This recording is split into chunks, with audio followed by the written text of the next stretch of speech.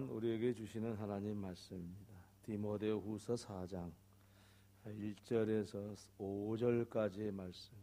하나님 앞과 살아있는 자와 죽은 자를 심판하실 그리스도 예수 앞에서 그가 나타나실 것과 그의 나라를 두고 엄히 명하노니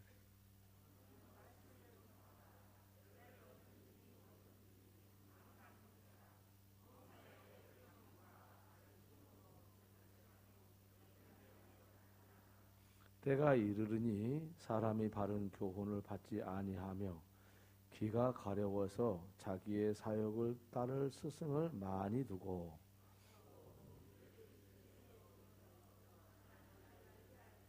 함께 읽습니다. 그러나 너는 모든 일에 신중하여 고난을 받으며 전도자의 일을 하며 내 직무를 다하라. 아멘. 예, 오늘은 재직 세미나 첫 번째 시간입니다. 재직 세미나를 지난번에는 내년 계획에 대해서 그냥 하루에 다 이렇게 막 하고 말았더니 아마 우리 성도님들 속에 재직들 속에 머리에 남은 것이 아무것도 없나 봐요. 다 잊어버리더라고요. 나는 내가 이야기했으니까 좀 기억은 하고 있겠지 이 생각을 했는데 중간에 와서 보면은 다 잊어버려가지고 안 되겠다는 생각이 들어가지고 예년 같으면은 한 재직 세미나 첫 번째 주간에는 누구를 모셔와가지고 강사로 세워가지고 말씀을 하기도 하고 한 주간은 제가 하기도 이렇게 했는데 그럴 필요가 없겠다 싶었습니다. 그래서 좀 차분하게 이야기를 풀어가는 게 좋겠다 이런 생각을 가지고 오늘부터 오늘 한 주간 다음 주 한 주간 1시간 2시간을 가지고 재직 세미나를 해야 되겠다 그런 생각을 했습니다. 오늘 본문의 말씀은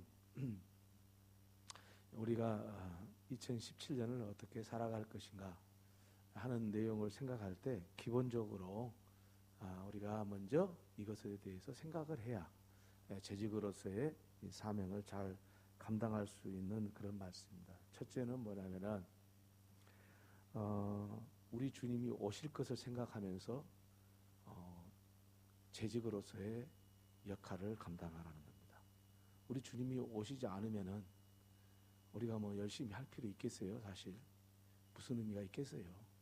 우리 주님이 우리에게 찾아오셔서 우리에게 말씀하실 날이 있어요. 그렇기 때문에 우리 오늘의 삶이 의미가 있고 가치가 있는 거예요.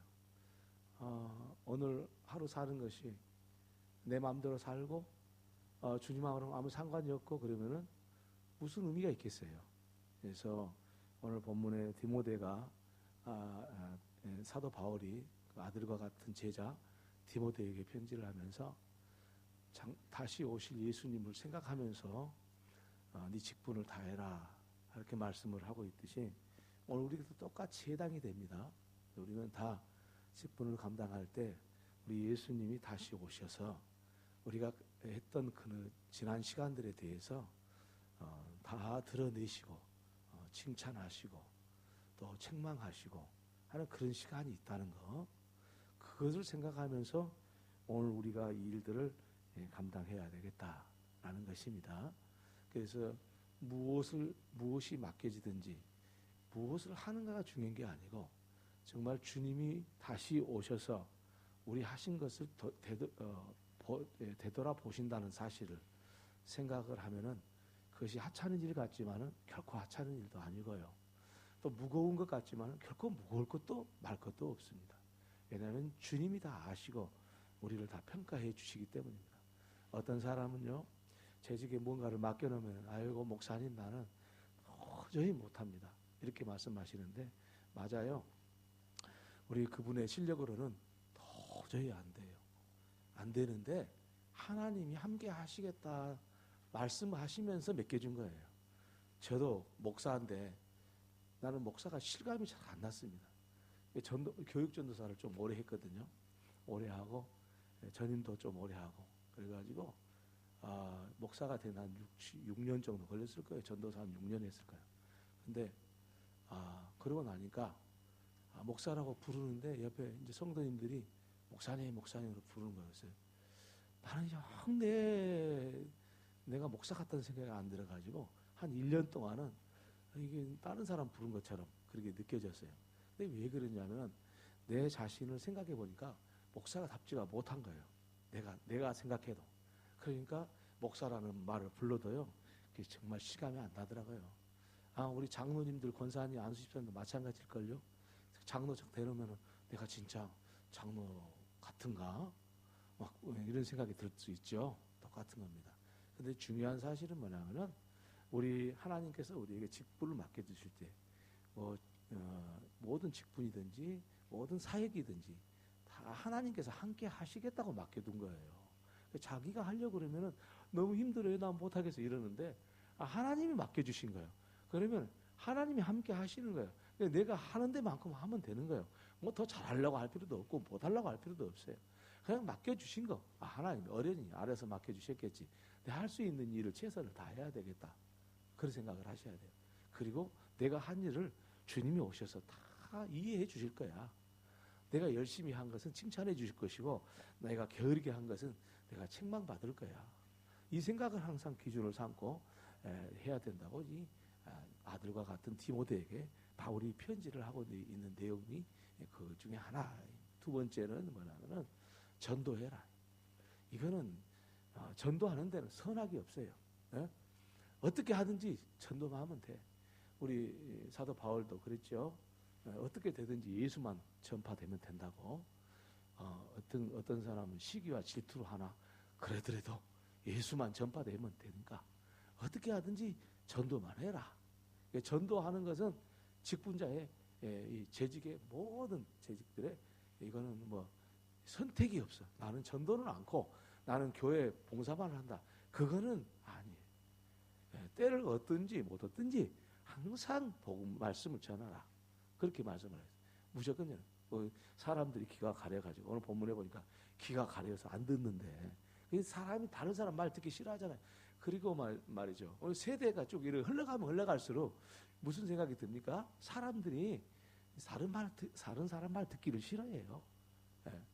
그런데 말씀을 전하면은 말씀이 역사하셔서 사람이 변화가 오고 생명이 살아나는 역사가 있단 말이죠.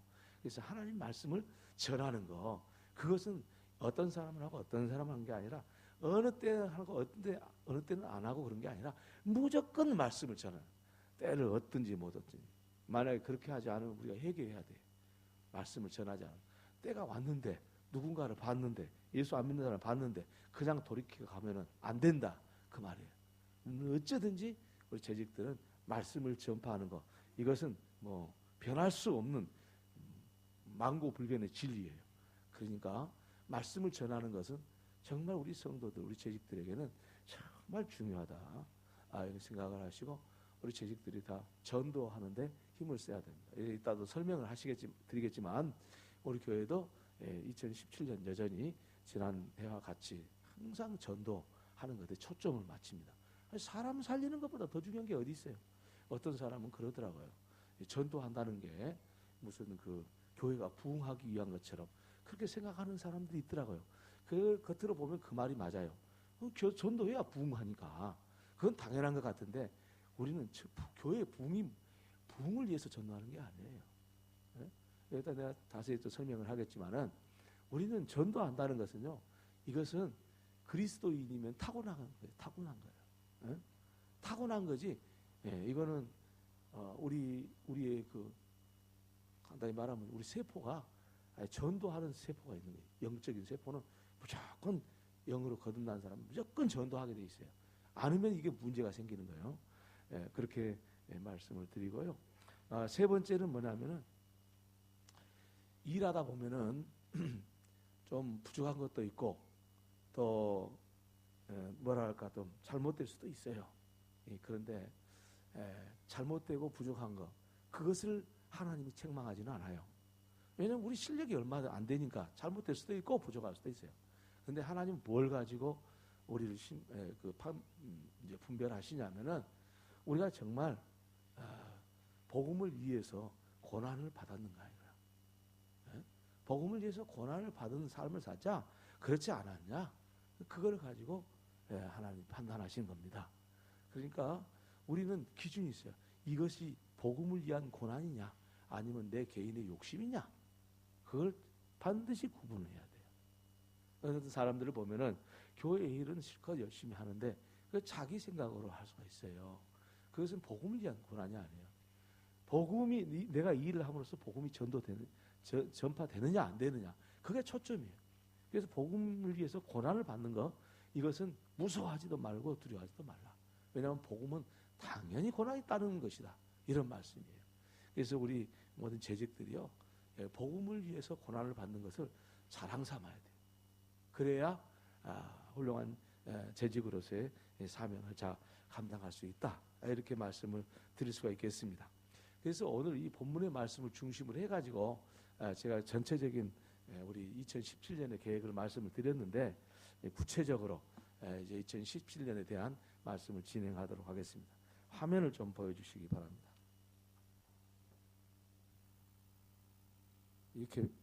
이렇게밖에 안 나와요? 이렇게밖에 안 나와? 잘 보여요? 제일 뒤에? 잘 보이시나요? 자, 우리 비전 한번 읽어봅시다. 시작. 부안군의 50% 위해서 2030년 30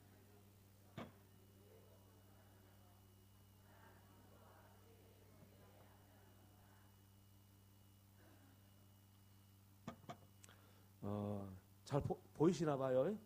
예. 이 말이 무슨 말이냐, 그 옛날부터 한 말이지 그냥 오늘 이번에 올해 처음 들어와서 한 말이 아니고 이게 한 7, 8년 된 것 같아요. 제가 말씀드리기 시작한 지가. 우리 부안군 복음화가 몇 프로나 되는 것 같아요, 여러분 생각에? 생각도 잘 안 해봤죠? 예. 부안군이 복음화가 몇 프로 됐냐? 예. 그것은요, 정확한 숫자는 안 돼. 제가 얼른 교회 숫자하고 그 다음에 우리 부안 인구하고 이 비율을 이렇게 따져 보니까 한 20%에서 23%? 이 정도 된 것 같아요. 제 25%도 안 됐어요. 예. 그러니까 50% 복음화를 하려고 그러면은 지금 있는 교회가 배나 성장해야 50%가 될 수 있어요. 그러니 정말 이게 얼마나 우리가 노력을 많이 해야 될지, 그건 뭐 말로 다 설명할 수가 없어요. 그래서 50%를 복음화를 하려고 그러면은 우리가 부안 군민이 얼마예요? 부안 군민이 얼마죠? 6만 명이 6만 명이 채 안 돼요. 5만 7천 명 떨어졌는데, 갈수록 사람들이 숫자가 떨어지긴 떨어지지만은, 그러면 좀 쉬울 수도 있겠지만은 그래도 예수 믿는 사람도 같이 빠져나가니까 결국은 비슷할 거예요. 그런데 지금 6만 명 잡고 3만 명을 복음화 시키려고 그러면은 우리가 지금 13,4천 되거든요. 해봤자 13,4천 되는데 얼마를 해야 되겠어요? 14,5천은 5,6천은 해야, 전도를 해야 부안 구민이 50%가 복음화가 돼요. 지금 익산, 그 다음에 군산, 이런 지역, 우리 전라북도에서는 그 지역이 주로 복음화율은 그거는 45%예요. 그러니까 사실은 굉장히 복음화율이 높은 것이 익산, 군산 이런 이쪽이에요. 우리 부안은 25%가 채 안 된 것 같아요. 그러니까 익산 같은 데 가보면은 여러분 보신 분들은 아시겠지만 거의 한 집걸 하나씩 다 교회가 붙여져 있어요. 그래서 이런 이 복음화율을 높여야 된다. 우리 부안도 그래야 잘 산다. 그리고 그것이 바로 다 우리가 할 일이다. 이렇게 말씀을 드릴 수가 있겠습니다. 그래서 복음화 50%를 우리가 주도하자. 부안제일교회에서. 자, 우리 부안제일교회에서 주도하자. 너무 과격한 말일까요? 너무 엄청난 말일까요? 아니에요. 사실은 우리 교회가 주도하지 않으면은 그 주도할 교회가 없어요, 사실은. 그렇잖아요. 뭐 읍교회가 우리보다 숫자는 더 많이 나오겠지만 우리가 옛날에는 더 우리가 훨씬 더 많았잖아요. 그러니까 생각을 해보면은 우리가 이 복음화, 부안 복음화에 대해서 신경을 안 쓰면은 다른 교회한테 뭐 이걸 요구할 수도 없고 함께하자 할 수도 없는 거예요. 그래서 우리 교회가 주도를 해야 돼. 부안 국민의 50%가 다 예수 믿도록. 100% 믿으면 얼마나 좋겠어. 근데 1차 목표로 50% 믿자. 제가 제 개인적인 생각으로는 제가 어떻게 하든지 목회하는 이 목사 하는 그 기간 동안에 50%를 목표를 잡고 한번 해봐야 되겠다. 이런 마음이 있어서 이제 꿈도 갖고 이제 기도를 하면서 이렇게 결정을 하고 이제 하나님 앞에 확신한 마음에서 이렇게 하고 있는데 우선은 저도 제 개인적으로도 그렇고 우리 교회적으로도 그렇고 아직은 우리가 뭐 앞장서고 부안에 뭔가를 하지를 못했어요. 하나도 한 게 없어요. 근데 지금까지 잘 이제 다질 거예요. 다져가지고 정말 이제 부안 국민이 50%가 예수 믿을 수 있도록 그 일을 펼쳐갈 거예요. 펼쳐가는데 그것을 우리가 주도하자 이거예요. 이제 하나님께서 우리 예배당을 짓게 했지 않았습니까? 예배당을 짓게 했는데 곰곰이 생각해보면 그래요. 이게 지금 예배당이 짓기 시작한 것이 설계도를 누가 그려오기를 요청을 했지 않았습니까? 우리 변산 땅을 자기가 가져가고 설계도를 그려오라고 그러니까 사실 이제 그때부터 시작이 된 거예요. 구체적으로 우리가 예배당을 지으려 해서 지은 것이 아니고 설계도 가져오라더라고. 어느 회사에서. 그러면 자기가 땅 가져가고 지어주겠다 이거야. 전주에 뭐 건설이 그러는 거예요. 아 그래갖고 설계도 그리기 시작했어요. 그리고 1년 걸렸어요. 그래놓고 이제 하려고 하니까 그 회사는 빠져버렸어요. 엉뚱한 회사가 이제 달라들어가지고 고생을 좀 했죠. 근데 이런 과정을 겪으면서 생각한 것은 뭐냐면은 야 이게 지금 우리가 예배당 지어야 되겠다 이런 생각을 했으면은 시작도 못하는 거구나. 시작할 수도 없는 상황이 있구나 라는 것을 우리가 가면 갈수록 느끼는 거예요. 그런데 어떻게 하든지 간에 지금 여기까지 이제 이르렀고 지금 모든 이 과정들이 이제 예배당 짓는데 큰 문제 없이 완공을 할 수 있을 것 같습니다. 재정이 문제니까 재정적인 문제가 거의 확보가 됐기 때문에 예배당 짓는 것은 거의 큰 문제 없이 다 진행을 할 것 같아요. 그리고 이제 우리가 변산 땅을 다른 회사한테 줘가지고 개발했으면 25억밖에 못 받는데 우리가 개발하면은 우리 예배당 건축한 비용 다 나오고도 남을 수도 있어요. 간단히 말하면 빚 하나도 없이도 할 수 있어요. 분양만 잘 되면은 그 주변 시세보다 우리가 50만 원씩 싸게 받아도 그렇게 할 수가 있어요. 그러니까 그렇게만 잘 된다면은 뭐 염려할 게 없잖아요. 근데 하나님께서 왜 이런 길을 주시는가? 우리들한테 괜히 주셨을까? 우리 교회가 괜히 그런 일이 됐을까? 곰곰이 생각해봐요. 아니라는 생각이 들어요. 뭔가 하나님의 뜻이 있었다는 거죠. 하나님 뜻이 있으니까 지금 우리가 이런 일을 하고 있는 것이지 하나님 뜻이 없다면 이것이 어떻게 이게 가능하겠냐 이거죠. 그래서 50%의 부안 복음화 이것은 우리가 정말 적게 잡은 거예요. 70% 80% 잡아갖고 해야 되는데 아직 그 힘이 안 되니까 부안 국민의 50%를 복음하자. 자, 부안 국민의 50% 복음하면 누가 잘 살까? 예수 믿는 사람이 잘 살아요. 이 세상에도 잘 살아. 부안 국민이 23% 정도 되는데 복음화율이 23% 정도 되는데 만약에 10% 떨어지면 예수 믿는 사람 다 못 살게 돼 있어요. 10% 떨어지면 당연하죠. 예수 믿는 사람 많아지면 예수 믿는 사람이 잘 살게 돼 있어요. 그리고 나중에 어느 그 백령도는 그런다더라고. 백령도는 뭐 90% 이상이 복음화율이 복음화가 됐대요. 그리고 예수 안 믿고는 거기서 못 산대요. 백령도에서는. 그런 소문이 들리더라고요. 그러니까 예수 안 믿는 사람이 제일 못 산 거예요. 아니 그러지 않겠어요? 거의 90%가 예수 믿는데 예수 안 믿으면 못 살아. 가난하게 살고 어렵게 살고. 근데 우리 부안도 말이죠. 그런 도시로 만들어 갔을 때 하나님께 영광이 되고 우리가 인생 한번 왔다 가는 건데 인생 왔다 한번 가는 거 뭐 하자고 이 세상에 왔냐 이거야. 뭐 잘 먹고 잘 살면 도대체 우리가 그게 얼마나 대단한 거냐고요. 별것도 아니잖아요. 뭐 잘 먹고 잘 사는 것 자체도 쉬운 일은 아니지만 이거 우리 인생에 한번 와서 이 큰 위대한 업적을 함께 남기고 간다고 한다면은 이건 정말 하나님 앞에서 얼마나 복된 세계냐고요. 예. 그래서 여러분이 이 복음화 할 수 있도록 하여튼 모든 게 이런 데 집중이 돼야 된다. 그래서 우리가 50% 복음화를 위해서 그럼 우리 교회는 어떤 목표를 세워야 되냐? 2030년까지 3,000명이 출석하는 교회를 만들자. 그런 목표가 쓴 겁니다. 우리가 한 3,000명 정도 수용을 해줘야 나머지 몇만 명이 돼야 돼요? 3만 명 정도 돼야 50%가 된다고 그랬잖아요. 그럼 우리가 그 3만 명의 10%는 되는 교회가 돼야 이런 교회가 하나 있어야 50%가 돼요. 그런데 봐봐요. 어디든지 다 봐요. 저기 익산을 한번 예를 들어볼까요? 익산에 우리 교단에 큰 교회 있죠. 거기 뭐 보니까 뭐 몇천 명 되잖아요. 익산 인구의 거의 10%는 되잖아요. 얼마나 대단해요. 한 교회가. 그런 교회가 나와야 익산이 45% 되는 거지. 여기 부안도 마찬가지예요. 부안도 이 국민의 한 10% 가까이 된 국민의 10% 가까이 된 교회 그 규모가 가진 나와야 50% 정도 복음화가 되는 거예요. 그러니까 우리가 얼마나 중요하나요? 이 사명을 한번 인생 한번 걸자 이거예요.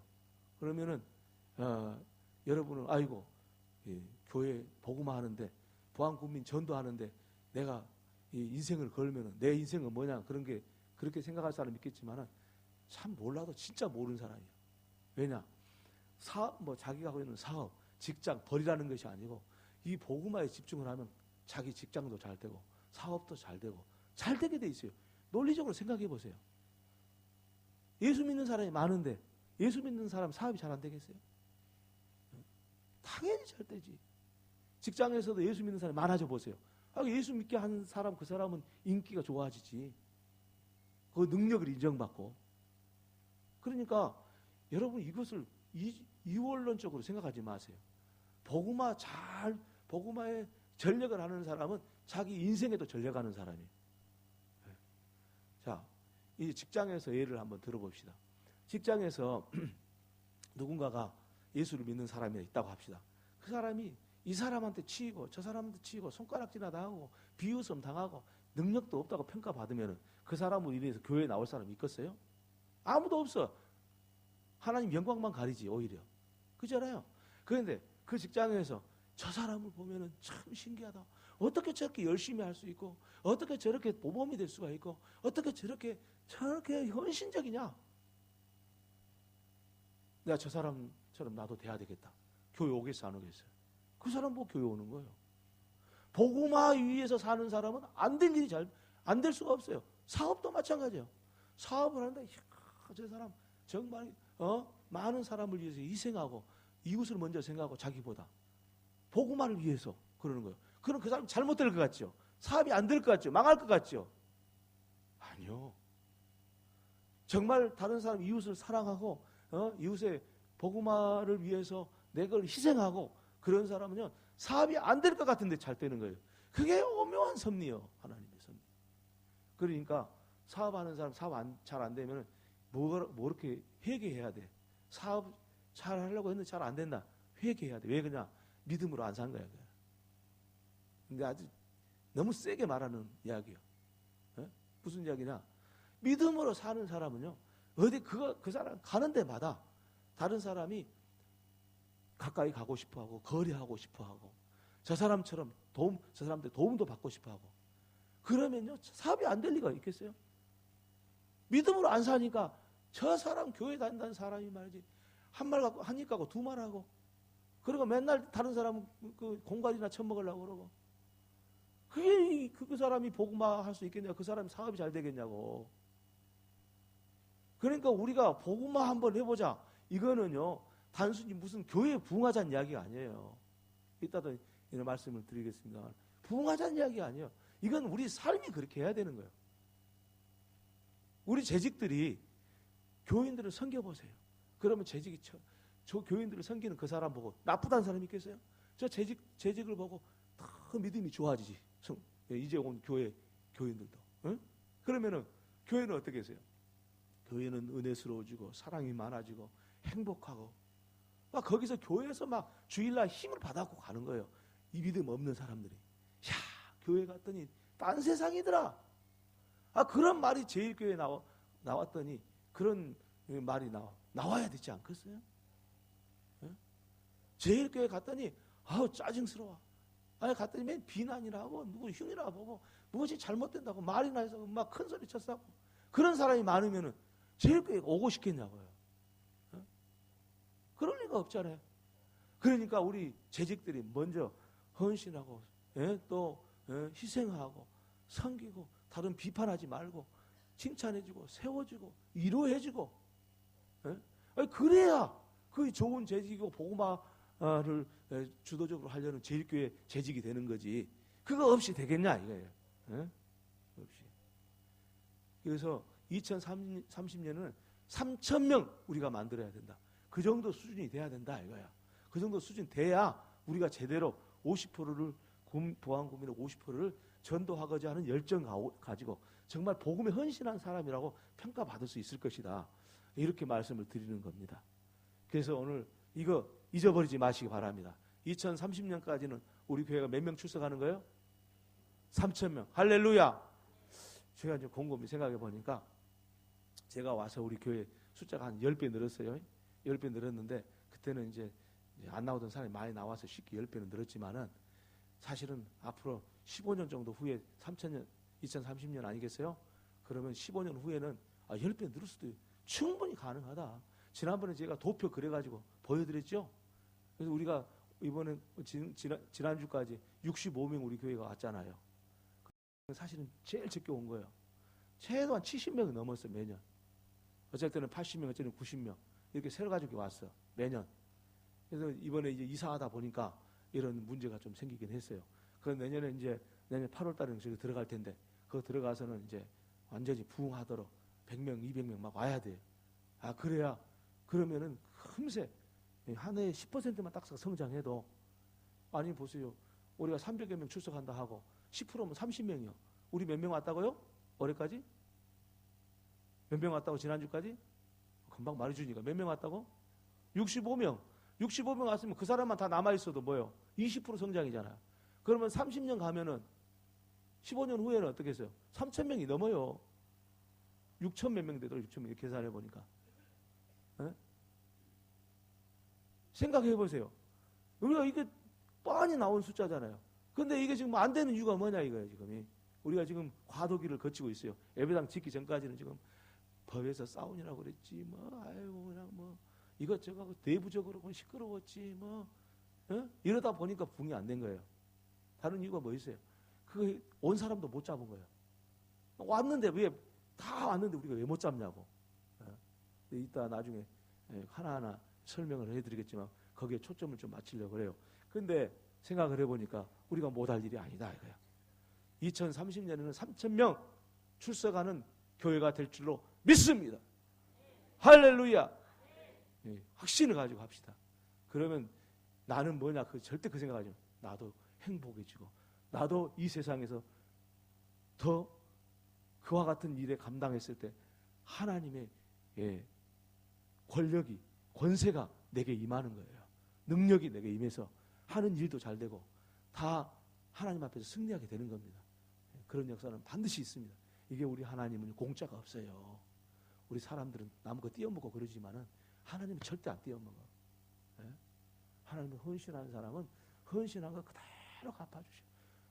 누군가가 한번 이야기해보세요. 나 하나님 앞에 진심으로 헌신하면서 사는데 나는 빼쪽 말라갖고 가난해갖고 좀 망했다. 있습니까? 10년만 20년만 해보세요. 반드시 예수를 믿어도 믿은 것 같기도 하고 안 믿은 것 같기도 하고 이것도 아니고 저것도 아니니까 하나님을 믿는 것 같은데 결론이 안 좋은 거야. 믿으려면 좀 제대로 믿어야지. 예수를 믿으려면 확실히 믿어야 돼. 그러면은 반드시 그 사람 하나님이 그 사람을 들어 쓰시기 때문에 하나님 그 사람을 특별하게 너는 이만큼 해서 뭘 갚아줘야 되겠다. 그래서 그 사람이 하나님의 축복을 받은 게 아니고 하나님이 쓰신 자체가 축복이 돼버리는 거예요. 당연한 거예요. 여러분, 예수님이 갈릴리 지역에 있는 어부들 데리고 예수님이 12 제자를 만들었잖아요.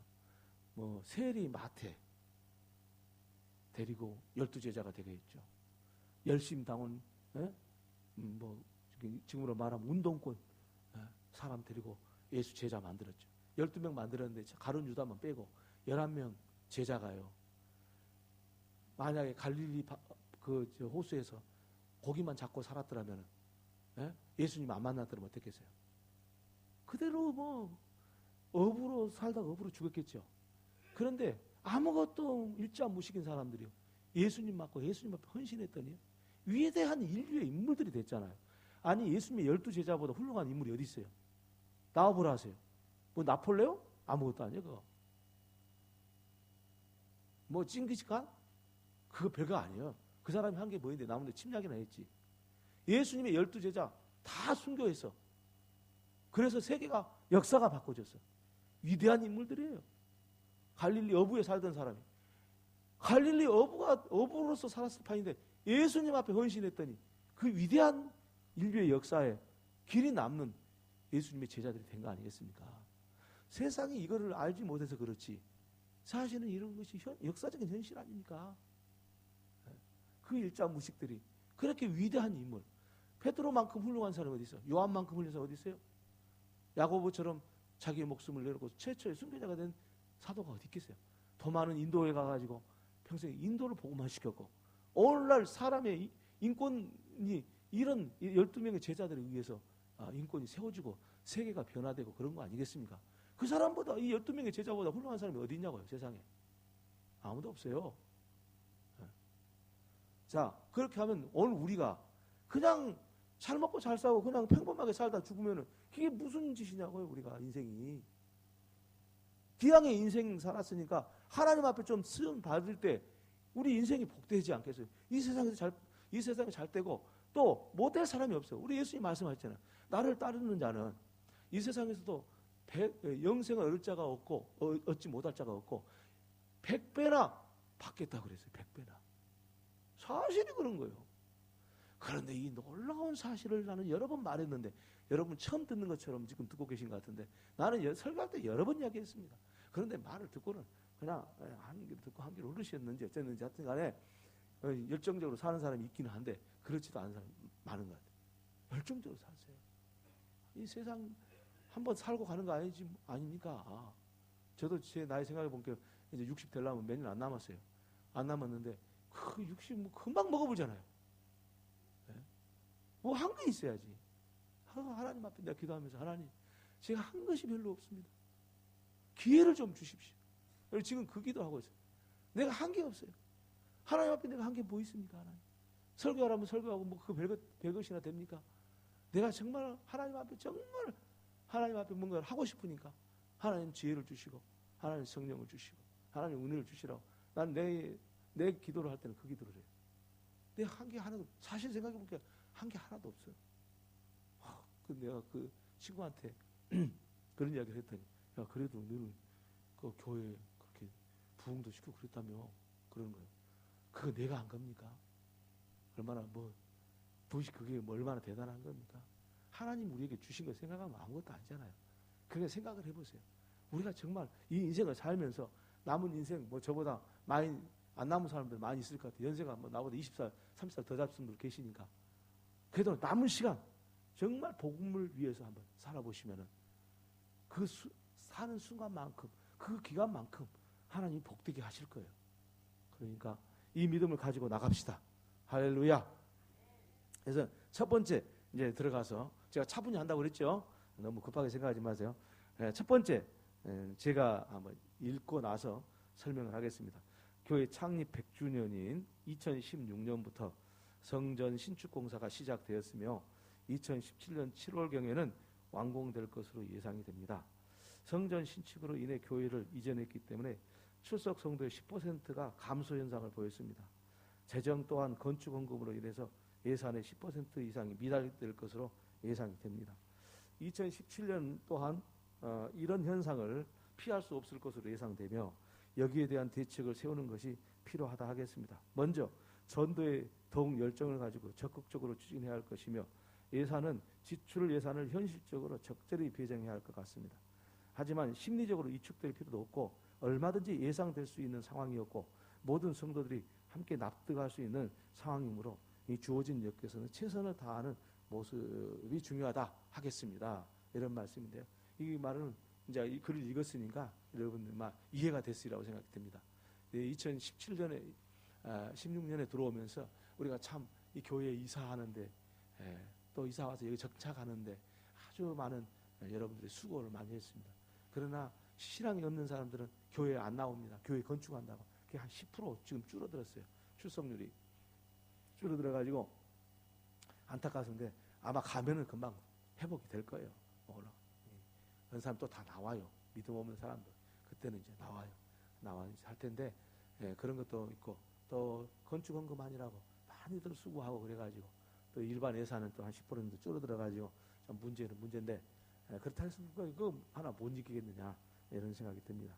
2번 성전 신축 과정에서 2017년을 맞이하기 때문에 상반기까지 성전 신축이 마련돼 성전 건축이 마무리될 것으로 예상되고 크게 두 기간으로 설정해서 목회 계획을 수립해야 할 것입니다. 상반기는 2017년 7월부터 7월까지, 하반기는 12월까지로 하면 되겠습니다. 원래는 이제 6월 말까지가 상반기, 7월부터 12월까지가 하반기 이런데 우리는 건축을 7월 말로 지금 예상을 하고 있으니까 이제 늦으면 8월이지만은 하여튼 빨리 하면 7월 말 안에 될 것 같아요.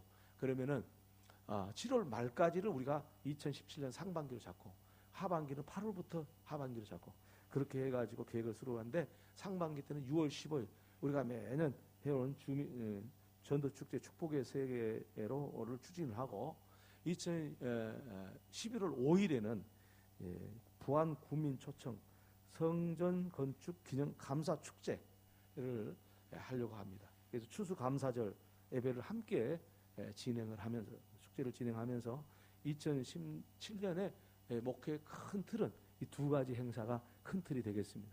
그래서 2017년 6월 15일이 되겠는데 그날은 우리가 설명 안 해도 알죠. 계속 해왔으니까 그때 정말 우리가 최선을 다해서 많은 분들 여기 다 좁기는 하지만 많은 분들 오셔서 믿음 생활해야 그때 와셨던 분들이 차근차근 하나하나 등록을 해요. 그래가지고 60여 명이 되는 거지. 그때 축제를 안 하면은 우리 교회 나올 기회가 없어요. 그러니까 그 사람들이 나오는 걸 주저하고 그래요. 뿐만 아니라 우리 성도님들이 이 날짜를 이렇게 정해놓고 한번 딱 해야 그 사람을 교인으로 딱 만들어낼 수 있는 기회가 되는 거예요. 그래서 전도가 되는 거예요, 우리 교회가. 그러니까 이것을 좀 어렵지만 우리 성도들이 이제 많이 이제는 이제 성숙해졌어요. 그리고 이제는 뭐 그 축제 기간 되면은 벌써 어떻게 움직여야 될지 성도님들이 다 알아요. 처음에는 제가 막 앞장서고 주도하면서 했는데 이제는 장로님들한테 맡겨놓고 안수집사한테 맡겨놨어요. 그래도 잘하셔. 나는 뒤에서 군만 봐도 잘하시더라고. 아주 잘 됐어요. 너무 감사하고 이거를 축제를 아주 2017년도 잘 해내야 된다 이런 것이고 두 번째는 2017년 11월 5일로 잡고 있는데 그때 말이죠. 그때는 우리 부안 군민을 다 초청할 겁니다. 그래서 예배당도 넓고 그러니까 초청해서 가득 차게 해서 그때는 이제 행사를 할 거예요. 행사를 하는데 이제 이따 나중에 그 행사는 구체적으로 나중에 말씀을 드리겠습니다. 세 번째 전도 축제 축복의 세계로는 전년과 동일하게 추진하고 부안 구민 초청 성전 건축 기념 감사 축제는 실행 예산은 건축 회계 예산으로 충당하고 건축 관계자들 부안 구민의 각계 인사들과 교단의 인사들을 초청하고 마커스 찬양단 초청 공연을 하게 함으로써 청년과 청소년 그리고 젊은 층의 감사 축제 참여를 높이고 성전을 완공해 계신 하나님께 감사드리는 축제를 진행함으로써 복음으로 지역사회를 섬기는 교회로 나아갈 것이다. 이런 내용인데 좀 내용이 지금 제가 손을 봤어야 하는데 손을 못 봤는데 다음에 보겠습니다. 뭐냐면은 우리 당회를 하면서 여기 좀 보완을 했어요. 무슨 보완을 했냐면은 마커스라는 말 우리 성도님들 잘 모를 거예요. 그런데 지금 청년들은 다 알아요. 마커스 이 찬양단이 우리 전국적으로 아주 유명한 찬양단이에요. 그래서 우리 한 40대 이하는 다 알고 있어요. 전주에서 작년인가 재작년인가 이제 마커스가 한번 왔어. 그런데 미어 터졌어. 우리 교회 청년들 다 갔어. 마커스 찬양 들어온다고 그러니까. 아주 은혜스러워. 그 헤어룸 교회라는 그 교회를 우리 청년부 수련회를 하다가 서울에 있는데 그 헤어룸 교회를 우리 청년들을 데리고 거기 갔어요. 마커스 찬양단 하는 때 맞춰가지고 은혜스럽게 하더라고요. 예, 그 젊은층 교회들이 아주 젊은층들이 많이 모여있더라고요. 근데 어느 목사님이 인도를 하시고 찬양단이 찬양을 하는데 너무 감명을 주고 이 신금을 울리더라고요. 저도 나이 먹었잖아요. 그런데 청년들만 막 감동되는 거지. 나도 감동이 됐어요. 그러니까 우리 어른들도 다 같이 감동을 할 거예요. 그런데 이것만 하면 안 되니까 우리 잘 모르는 이 교회에 대해서 모르는 사람들이 많으니까 우리 교회 가수가 3명이나 됩니다. 예, 그 3명 가수도 출연하게 하고 또 그 중에 좀 그 가수들을 통해서 좋은 이렇게 이름이 좀 알려진 가수도 좀 오게 해가지고 복음 가수라든지 오게 해가지고 우리 어른들도 함께 할 수 있는 그런 행사를 할 거예요. 구체적으로 행사 이야기를 하면 오전에는 이제 1, 2, 3부 예배를 다 드리고 오후 한 2시나 2시 반부터 행사를 공식적으로 할 거예요. 그때는 11월 5일 행사는. 그래서 저녁까지 저녁 식사까지 대접하고 다 이렇게 마커스 찬양도 하고 그 다음에 그 세상에서 유명한 가수도 우리 비싼 가수 안 데리고 조금 그냥 그저 알 수 있는 그런 가수 데리고 와가지고 찬양하게 하고 그렇게 해서 11월 5일 날 그렇게 하려고 그럽니다.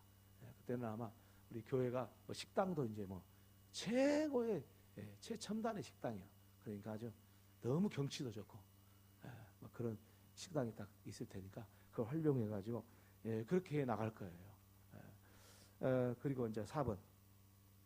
한편 2017년은 100년을 새롭게 시작하는 5년으로서 영혼 구원에 전력하는 교회로서 구체화하기 위해서 교육부서와 장년부의 성숙과 성장을 위한 목회에 집중해야 하겠습니다. 특히 새가족 양육에 심혈을 기울여야 하겠습니다. 매년 70명 이상의 새가족이 등록하고 있음에도 정착하는 비율이 낮아 교회 부흥의 성과가 나타나지 않고 있으므로 새가족의 양육은 전도만큼이나 많은 관심과 열정이 필요하다 하겠습니다. 예, 그렇습니다. 우리 그 교회 목표는 뭐냐면은 영혼 구원에 전력하는 교회. 이게 우리 교회 평생의 목표예요. 제가 살아있는 한 영혼 구원에 전력하는 교회. 그것보다 아름다운 게 어디 있어요? 영혼 구원하려면 희생 없이 안 되잖아요. 예? 영혼 구원하려고 그러면 정말 우리의 삶이 예수의 성품을 닮아가지 않고는 안 되잖아요. 예. 이거는 평생에 변하지 않을 거예요. 예. 그래서 우리 영혼 구원에 전력하는 교회가 돼야 되는데 실질적으로 새가족을 우리가 잘 이렇게 섬기지 못한 거 이런 것이 문제가 돼서 이거에 대해서 2017년은 제도적으로 하겠습니다. 일단 나중에 어떻게 할 것인가 구체적으로 이제 나오겠습니다. 자, 그 다음에 5번 교육부서는 2017년에 전담 교육자를 배척하고 전 교인이 교회 학교의 성숙과 성장을 위해 사역하도록 2017년은 준비하는 기간으로 조직과 교육을 시작해야 하겠습니다. 2017년 아직 이사 가기 전이죠. 전에 7개월 정도는 우리에게서 살아야 되니까. 그런데 우리가 교육부서를 살려야 됩니다. 이게 무슨 거냐? 아이들이 20명도 안 돼. 아동부 20명도 안 되고 중고등부도 20명도 안 되고 어떻게 할 길이 없어요. 요즘에 세태가 그렇게 돼가지고 우리 부안 아이들이 줄어든 것도 사실인데 우리 교회 학교가 지금 죽었어. 이거 어떻게 살려내야 됩니다.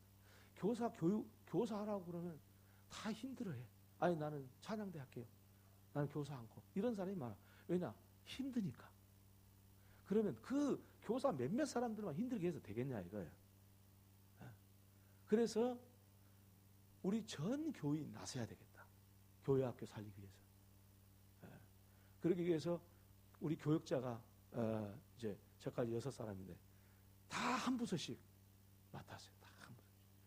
성모병원, 분대교회, 그 다음에 영유아 유치부 교육자 줄 거예요.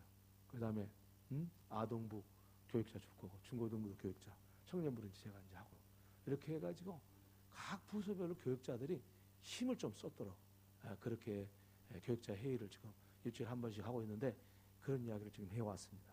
그래서 2017년에는 교육부서들이 활성화될 수 있도록 전교인이 나설 거예요. 이따 나중에 그걸 구체적으로 말씀을 드리겠습니다만 장년부 여섯 번째입니다. 장년부는 크게 세 가지로 나누면 좋겠다고 그래서 세 가지로 나눴는데 노년기는 70세 이상, 그 다음에 장년기는 60세에서 49세까지, 그 다음에 30세에서 50세까지, 50세, 60세에서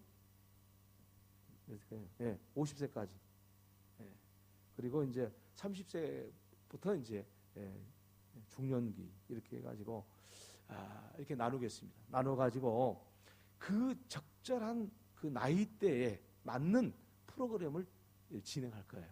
이제 구체적으로 뭘 진행할 것인가는 나중에 이제 설명이 되겠지만은, 이를테면은 노년기, 그러니까 70세 이상 노년기에는 노년기에 맞는 그런 프로그램 진행할 거예요. 젊은 층들은 젊은 층에 맞는 프로그램, 이런 것을 교회에서 진행을 해 나갈 겁니다.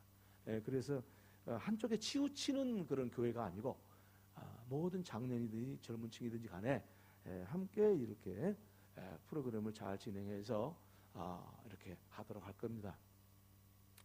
그래서 여러분들이 이걸 가지고 이제 올해 이제 그런 마음을 가지고 이제 나눠 가지고 시작했으니까 올해부터 이제 천천히 이제 바꾸어 나갈 거예요. 올해 2017년 다 되는 건 아니에요. 하나하나 교회가 그런 방향으로 나갈 겁니다. 그 세대별로 수준에 맞게 이렇게 진행을 하도록 하겠습니다. 자, 7번째. 또한 새가족 양육 프로그램은 구체적인 프로그램을 진행하여 새가족 양육에 대한 기초부터 다시 시작해야 될 것 같습니다. 2017년에는 밴드 사역, MD 사역이라고 하는데, MD의 줄임말은 라틴어인데 메디에이터라는 말이에요. 중재자라는 말을 하고 있는데, MD 사역을 하려고 합니다. MD 사역은 사실 우리가 그동안 실시해온 새가족부 운영과 유사한 것입니다. 사실은 제가 그것도 이미 알고 있었거든요. 그래서 좋은 점을 이제 몇 가지만 추려서 우리 새가족부 운영을 했던 건데, 실질적으로 새가족에게 1대1로 묶어줌으로써 효과를 기대하는 것인데, 그동안 성과가 없었던 것은 구체적으로 실행을 하지 못했고, MD 사역을 위해서 무엇을 새가족에게 가르쳐 줌으로써 양육되게 되는가 하는 것도 결여되었기 때문에 성과가 미흡했습니다. 이런 것들을 보충하기 위해서 새롭게 출발하려고 합니다. 그래서 MD 사역, 밴드 사역이라는 말을 써가지고 그 프로그램이 있는데, 그 프로그램도 필요하면 밖에 나가서 외부 강사를 불러오든지 우리가 가서 하든지 이 사역을 이렇게 해 나갈 거고, 구체적으로 이 새가족부 부원이 되면은 MD 사역을 할 수 있도록 그 가르쳐 줄 겁니다. 첫 주에는 뭘 가르치고 둘째 주는 뭘 가르치고, 이렇게 1대1 만나가지고 뭘 가르쳐야 될 건지 이런 걸 구체적으로 할 거예요. 제가 이제 아웃라인만 설명한 거지 이게 다 설명한 거 아니니까 여러분이 아마 의문사항이 좀 많이 있을 거예요. 그러나 뭐 여기서 다 설명하기 어려운 거 시간상 그렇지만 나중에 제가 그 새가족부들한테는 일일이 그렇게 해 나갈 겁니다. 그래서 2017년에는 새가족부 여기에 65명 들어오면 65명 전부 다 정착할 수 있도록 그런 시스템을 최대한 가져가도록 그렇게 할 것입니다. 그러니까 이것이 그냥 단순한 이야기가 아니고 굉장히 굳은 각오를 가지고 우리가 진행해야 되겠다는 것을 말씀을 드리겠습니다. 8번째, 구체적인 계획을 실행을 위해 모든 성도가 다음과 같은 영적 자세가 필요하고 2017년 목회 비전을 추진하려고 합니다. 다음의 내용들은 2016년부터 추진한 내용들을 보완하거나 새롭게 추가하여 이루어진 내용들입니다. 첫째, 전도하는 열정. 자, 우리 그걸 한번 읽어봅시다. 시작. 둘째, 셋째, 넷째, 다섯째, 여섯째, 일곱째. 네, 뭐 이 설명할 필요는 별로 없겠는데 전도, 선교 좀 다르죠? 선교는 흔히 뭐 국내에서도 선교란 말을 쓸 수 있는데 해외로 하는 걸 보고 선교, 혹은 특별한 그 부류에게 하는 거 보고 선교라고 그러죠. 뭐 교도소 선교, 그다음 농어촌 선교, 선교라는 말이 농어촌 전도 이건 아니거든요.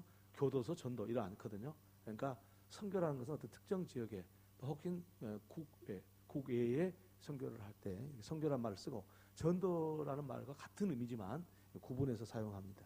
그래서 우리 교회는 선교에 대해서 지금 거의 아주 하질 않았어요.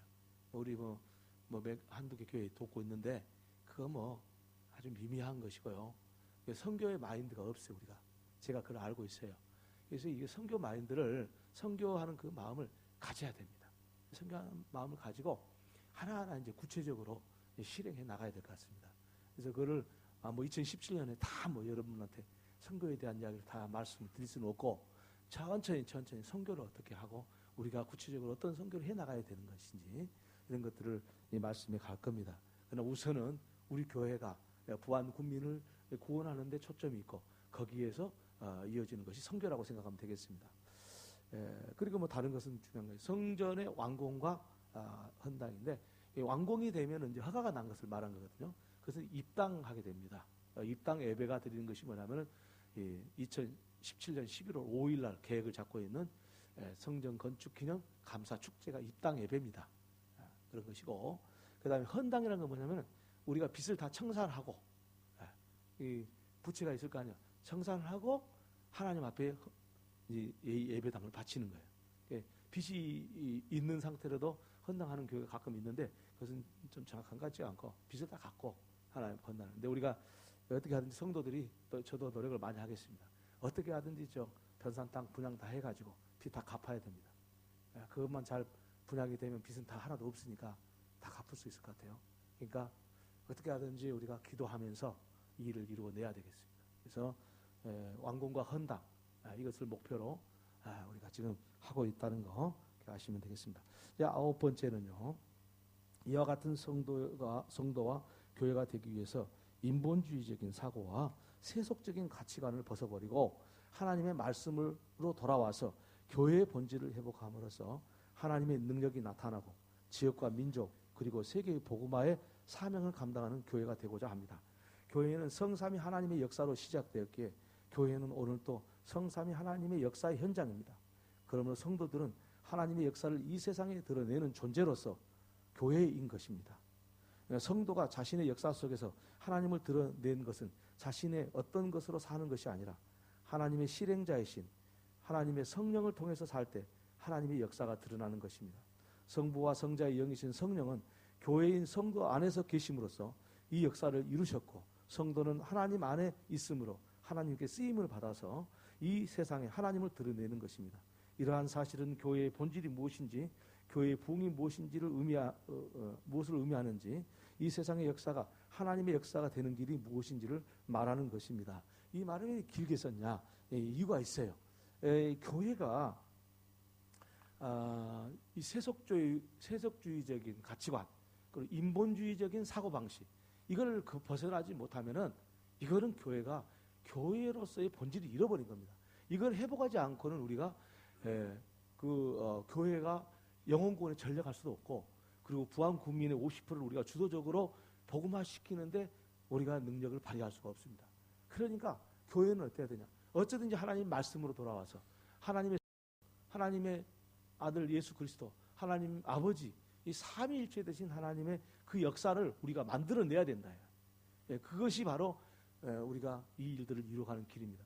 그리고 우리가 이러한 이처럼 하나님의 말씀, 성삼위 하나님의 역사 속에서 우리가 하나님께 쓰임을 받으면 당연히 이런 일들을 이루어주고 우리가 노력해서 이루어진 게 아니고 하나님이 우리에게 힘을 주어서 우리를 감당케 하시는 겁니다. 그런 말씀이 있기 때문에 이렇게 말씀을 길게 썼던 겁니다. 마지막 10번째. 그러므로 교회는 성령의 충만함을 매 순간 경험해야 합니다. 목회자와 당회원과 항존직이 앞장서서 여기에 목숨을 걸어야 합니다. 그래야 모든 성도가 성령의 충만함을 경험하는 교회가 될 수가 있습니다. 모든 성도가 성령 충만한 삶을 살도록 시스템화되어야 합니다. 하나님의 말씀이 들려지고 함께 모여 기도하고 찬송함으로써 교회가 성령 충만한 역사가 일어나고 그렇게 함으로써 생명력이 넘치고 활동적인 교회가 되기 때문입니다. 이거는 이제 마무리로 말씀을 드렸는데 여러분 우리가 이 성령의 충만함을 꼭 우리 재직들이요 성령의 충만함을 경험해야 됩니다. 근데 성령의 충만함을 경험한다는 것은 뭐냐면 아침에도 설교를 좀 했지만 성령 세례를 받는 걸 의미하는 건데 이 성령 세례가 어느 때 임하냐? 하나님 말씀 듣고 그 말씀대로 순종하면 되는 거예요. 뭐 우리가 하는 일이 아니에요. 하나님 말씀대로 순종하면 성령이 저절로 우리에게 감동을 주고, 우리 감동을 주신 성령께서 우리 마음에 충만히 임하고, 그래서 그때 성령의 세례를 경험하는 거예요.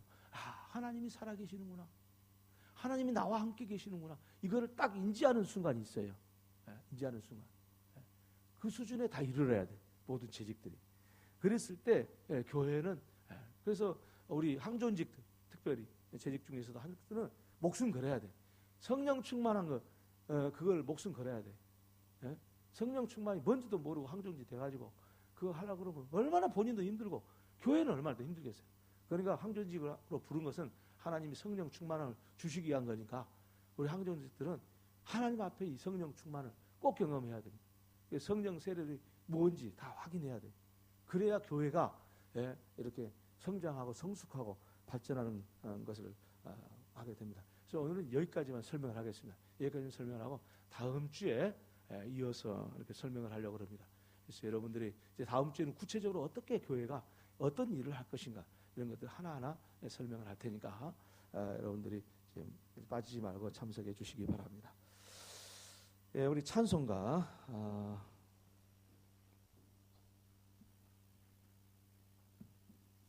325장